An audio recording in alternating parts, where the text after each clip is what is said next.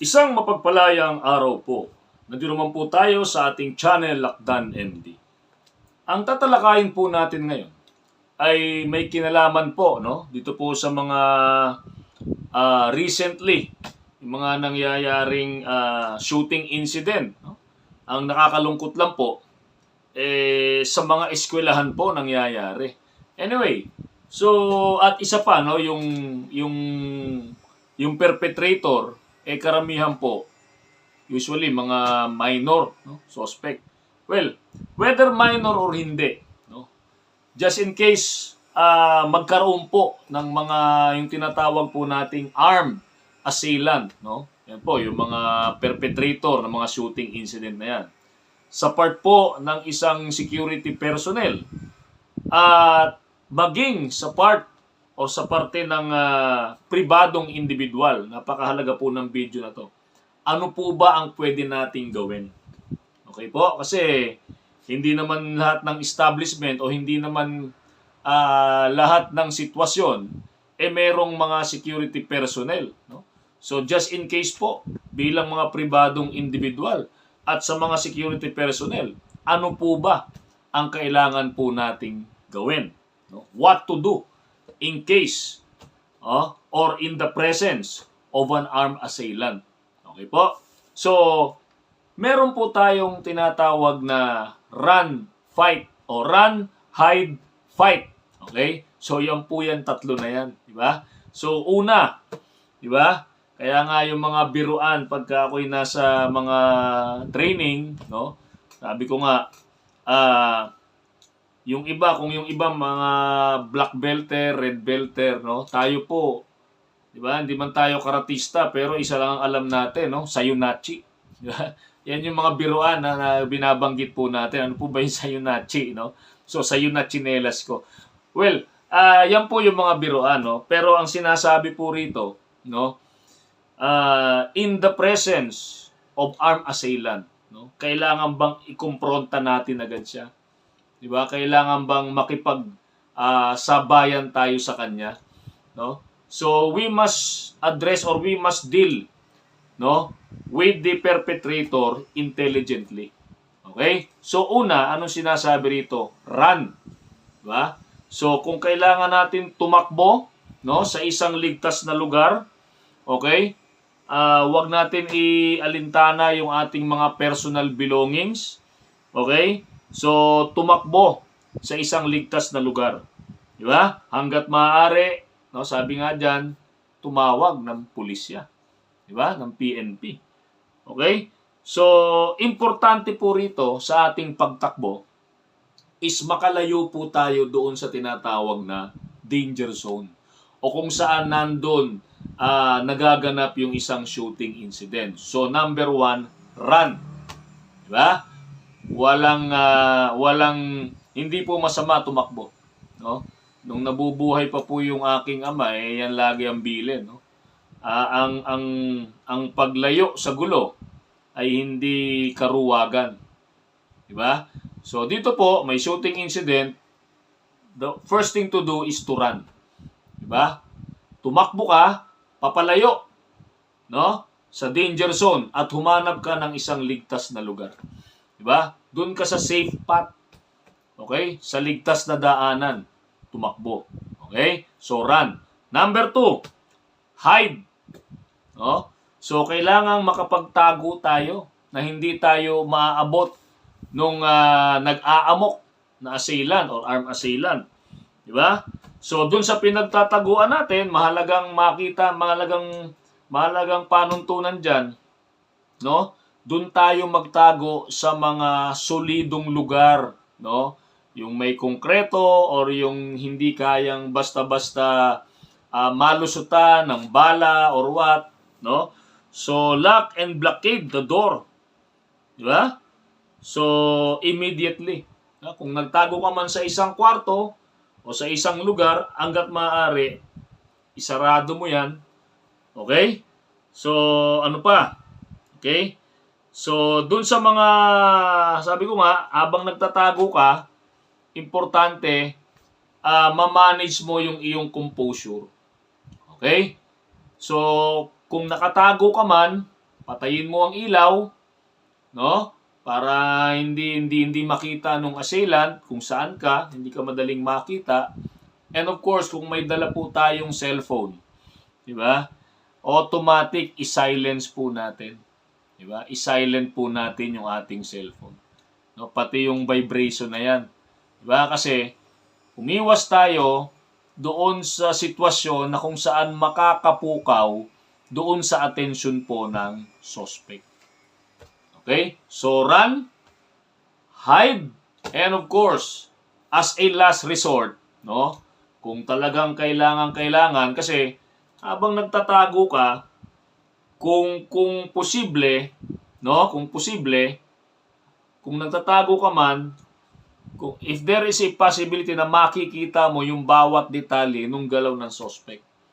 Diba? So, yun yung mga posibilidad dyan. Kasi habang nagtatago ka, o habang nakatago ka, pwede mong obserbahan, no? Kung yun mang suspect, naka-mask or what, naka-bonnet, yung kanyang, tawag niyan, mga characteristics, diba? Mannerism or what. Diba? So, yan yung mga inobserbahan natin. Part po yan ng observation and description.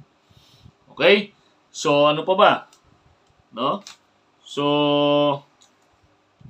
remain absolutely quiet and still or calm. Diba? Kalmado. Hindi pwedeng nagtatago ka tapos iyak ka ng iyak tapos panay ang bulong mo, makakapukaw yan dun po sa atensyon ng suspect. Okay po? Then, lastly, as a last resort, no? Fight. Okay? So, yan po yung last option. Yung lumaban na, syempre. Of course, bago mo gawin yan, sabi ko nga, we must deal with it intelligently. So, bago mo gawin yan, always make sure, no, na kasi sa pagkakaroon ng mga ganyang senaryo na lumalaban ka or what, no, or merong paglaban, lagi pong tinitingnan dyan na obserbahan ba yung tinatawag na force continuum, no? Yan po ay under section 255 ng ating Republic Act Republic Act number 11917 o yung tinatawag na Private Security Services Industry Act. Ikalawang dapat natin isaalang-alang, no? Yung provision po ng Article 11 ng ating revised penal code, no? Ano po ba yung nakasaad sa Article 11? Yan po yung justifying circumstances on the use of force. Diba? Kung halimbawa dumating ang sitwasyon na kailangan mo ng lumaban, diba? Sabi diyan, fight eh. Diba? So, kung darating ang sitwasyon na kailangan mo ng lumaban, so alalahanin natin to, yung tinatadhana ng Article 11. Una, kung lalaban ka, you must use only reasonable force. Diba? Or, siyempre, kaya ka lalaban kasi merong unlawful aggression eh. That's the first element, unlawful aggression. Diba? So, unlawful aggression. Ngayon, kung lalaban ka man, pangalawa, ang dapat mong gamitin, reasonable force. No? Sabi ng Article 11, reasonable necessity of the means to prevent or repel the aggression. And number 3, lack of sufficient provocation on the part of you defending himself. Diba? Kung tayo yung dumidepensa, lack of sufficient provocation. Ito po yung mga teknikalidad, no, na dapat po nating isaalang-alang kung sakali mang darating yung panahon or punto na nagkaroon ng armed assailant, no, tumakbo ka sa isang ligtas na lugar, nagtago ka, at last resort, last option lang po yung paglaban eh, yung fight eh. Diba? Run, hide, and fight. So yung fight, that is a last option. Ngayon, bago natin gawin yan, tandaan po natin, our intention, no, kung lalaban man tayo, is to incapacitate the suspect. Diba? Neutralization lang po ng suspect, no, to neutralize his or her aggression, no, incapacitate. Hindi po ang intensyon, hindi po para patayin yung suspect, no, incapacitation, temporary incapacitation. Kasi kung halimbawa man, no, paglaban mo, okay, so na-subjugate mo siya, na-incapacitate mo siya, bilang mga security professional at bilang pribadong individual, no, dapat madala po natin siya sa pinakamalapit na police station. Kung yan naman po parang napaluhod mo lang or what, no? Police station. Diba? Or kung nagbunga ng medyo fatal na tama dun sa part ng suspect, no? Depende po kasi yan So, hospital. Diba? Then, report sa police. Okay? Ganun po yan no? So, of course, okay? Act only as a last resort, no? Target the assailant's vulnerable areas, okay? Use improvised weapons, no? Like heavy objects, no? Kung meron kayong batuta or what. Sa mga security professional, sabi ko nga, kung gagamit man kayo ng firearms, yung service firearms po ninyo, you must always adhere to the application of force continuum under section 255 of the RA 11917. Diba? And of course, always adhere with the provision of the Article 11 of the Revised Penal Code. Okay? So, ngayon, syempre, automatic, itong mga ganitong insidente, we must always call the police. Diba? At pag dumating yung law enforcement response, diba? Or police response, we must assist the law enforcer, no? Dun po sa crime scene o sa danger zone. Po, o sa crime scene, di ba? So importante, pag dumating yung mga pulis, of course, remain calm, no? Avoid yelling o yung mga pagsigaw, no? Or yung di ba? Or of course, no? Taas natin yung ating mga kamay bilang tanda na tayo ay hindi kasama nung armed assailant, di ba? Nung perpetrator, and avoid any unnecessary movement na pwedeng mag-trigger sa kapulisan. Di ba? Okay po? And follow instruction immediately. No? So, saganang atin po, yan po yung ating pwedeng magawa. No? Kasi kung halimbawa, tulad po yung mga shooting incident na nababalitaan natin sa ilang mga eskwelahan, di ba? So, nakita natin yung senaryo, no? Yung halimbawa lalabas ka pa para so dapat pag-isipan mong maigi.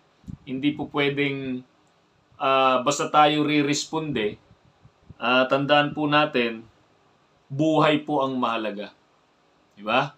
So, yan po, no? Tandaan po natin, no? Run, hide, fight if necessary as a last option or as a last resort, and of course, assist the law enforcer, no, doon sa area. Okay po? So muli, maraming salamat po. Stay safe, be alert, and be aware.